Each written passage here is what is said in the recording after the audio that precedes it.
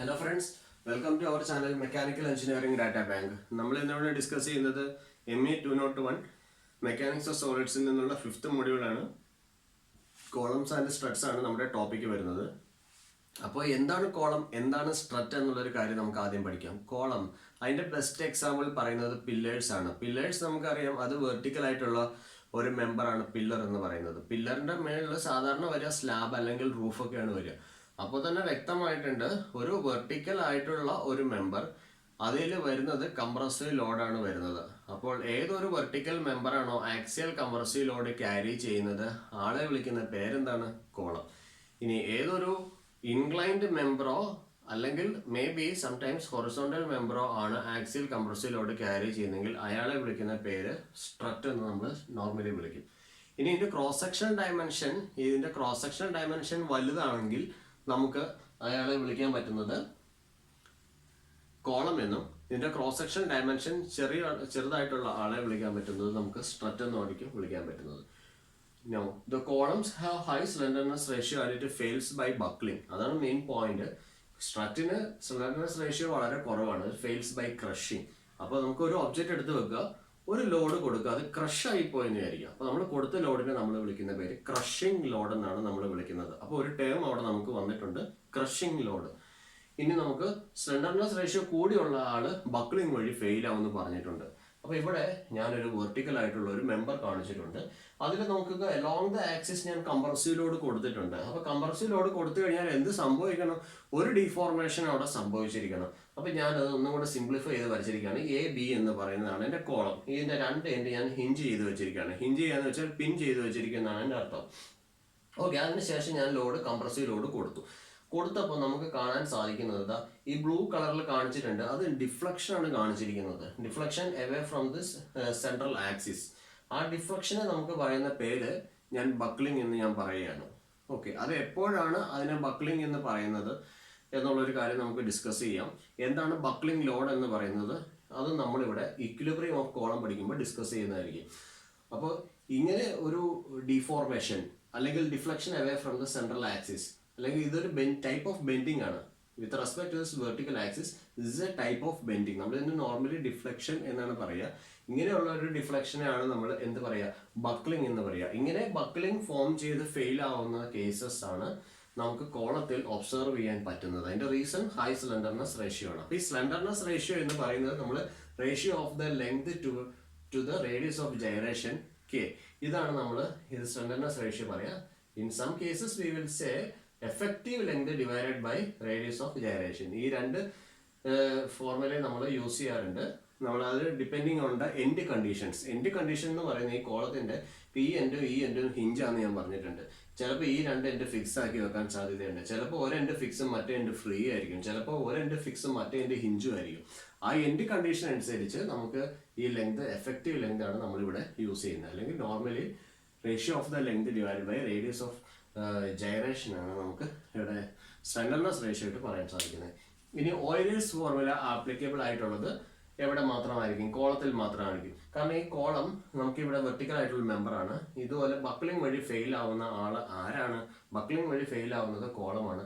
അപ്പോൾ Euler's formula apply ചെയ്യാൻ പറ്റുന്നത് those members which fails by buckling. അപ്പോൾ ഇവിടെ സ്ട്രക്റ്റിന്റെ കേസിൽ നമുക്ക് ഓയിലേഴ്സ് ഫോർമുല അപ്ലൈ ചെയ്യാൻ സാധിക്കത്തില്ല. അപ്പോൾ ഇവിടെ ഇതൊരു ലിമിറ്റേഷൻ ആണ്. അപ്പോൾ ഈ ലിമിറ്റേഷൻസ് എല്ലാം ഓവർകം ചെയ്യാനായിട്ട് നമുക്ക് പുതിയൊരു ഇക്വേഷൻ നമ്മൾ പഠിക്കും, Rankine's formula. Later we will see that.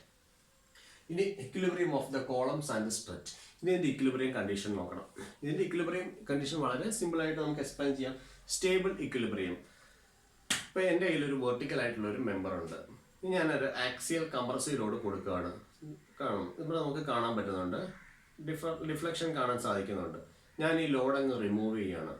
Then the member achieves it's initial state. അപ്പോൾ ഇത് ഇനിഷ്യൽ പൊസിഷനിലേക്ക് തിരിച്ചു വന്നിട്ടുണ്ട് after the removal of the deflecting load. അപ്പൊ അങ്ങനെയുള്ളൊരു കേസ് നമുക്ക് സ്റ്റേബിൾ ഇക്വിലിബ്രിയം ആയിട്ട് പറയാൻ സാധിക്കും.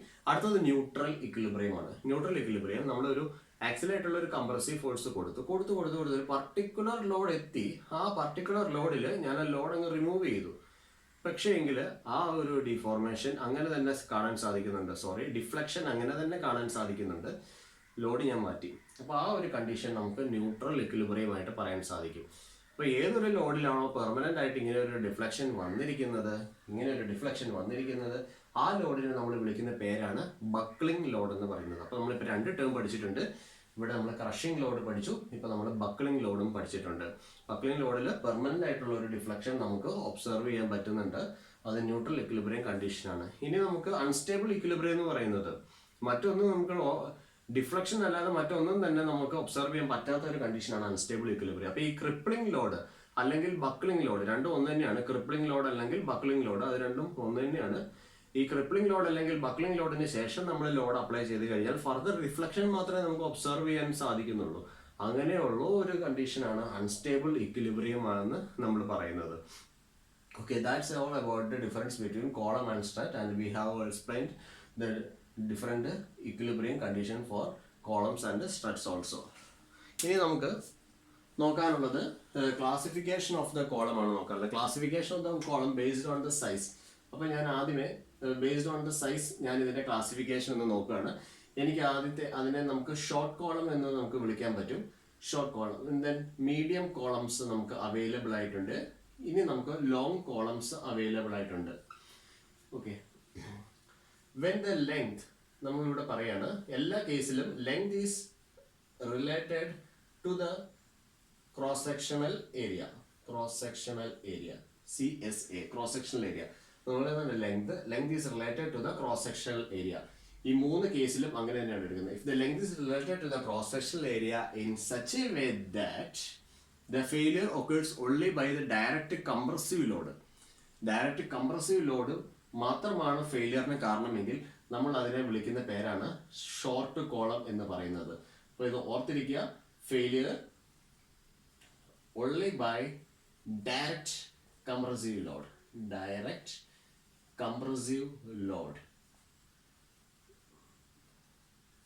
ഇനി നമുക്ക് നോക്കാം അടുത്തത് മീഡിയം കോളം എന്താണെന്നുള്ള കാര്യം. ഇങ്ങനെ എക്സ്പ്ലെയിൻ ചെയ്യാണ്. If the length is related to the cross sectional area in such a way that the failure occurs by the combination of the compressive stress as well as the bending stress. We can write compressive load or compressive stress. Okay, now medium column failure എങ്ങനെയാ വരിക?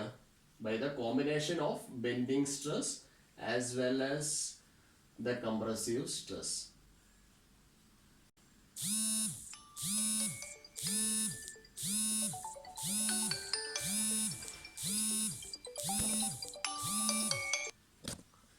Now, the long columns. നമുക്ക് ഇവിടെ ഉള്ളത് long columns ആണ്. Long കോളംസിന്റെ failure criteria എന്ന് പറയുന്നത് it is failure by bending stress only. Compressive stress is neglected.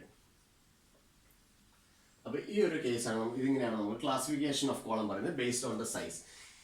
So we can explain if the length is related to the cross sectional area in such a way that the failure occurs to the column by the direct action of the compressive stress, then it's called a short column. If the failure occurs by the combination of bending stress and compressive stress, we can say it is a medium column, and the failure occurs by the direct action of the bending stress, then we can say that they are long column. ഇനി നമുക്ക് based on the end condition നമുക്ക് ഇതിനെ പിന്നെ classify ചെയ്യാൻ പറ്റുന്നുണ്ടാവും. Based on end condition നമുക്ക് ഈ end condition ഞാൻ ഇവിടെ ഓൾറെഡി ഡിസ്കസ് ചെയ്തിട്ടുണ്ട്. ഇത് 2 എൻഡ്സ് ആണ് നമ്മളിവിടെ കാണുന്നത്. ഈ 2 എൻഡ്സ് കോളത്തിന്റെ 2 എൻഡ്സ് നമുക്ക് ഫിക്സ് ചെയ്യണം എങ്ങനെയെങ്കിലും. നമുക്ക് ഒന്നെങ്കിൽ അത് പിൻ ചെയ്യാൻ പറ്റും, അല്ലെങ്കിൽ ഫിക്സ് ചെയ്യാൻ പറ്റും, അല്ലെങ്കിൽ ഏതെങ്കിലും ഒരു എൻഡ് നമുക്ക് ഫ്രീ ആക്കി വിടാൻ പറ്റും. അപ്പോൾ നമ്മളിവിടെ പഠിക്കുന്നതാണ് first case both end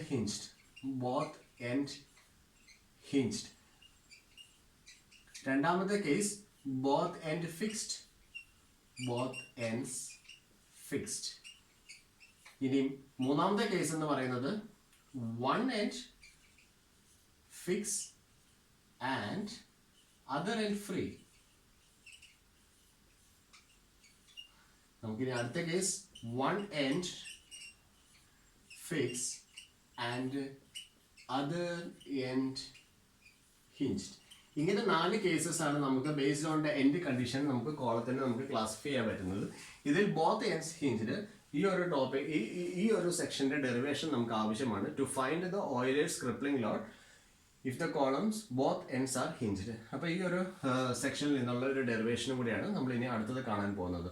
So these are all about the columns and struts, equilibrium of column and strut. Now the classification of column based on the size and based on the end condition. 4 classifications here. Now we will see the Euler's crippling load in the case when both ends of the columns are hinged.